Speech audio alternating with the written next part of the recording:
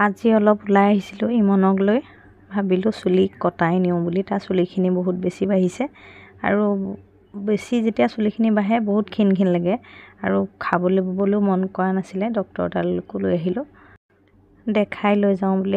একেবাৰে খাবলৈ মন নকৰা হৈছে খোৱাৰ ওপৰত একদম মন নাই বহুত চেষ্টা কৰিও মানে খুৱাব নোৱাৰোঁ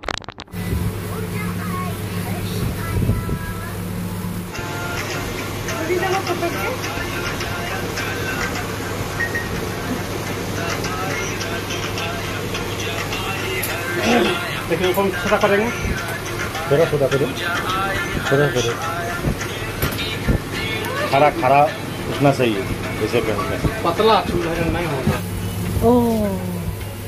very good.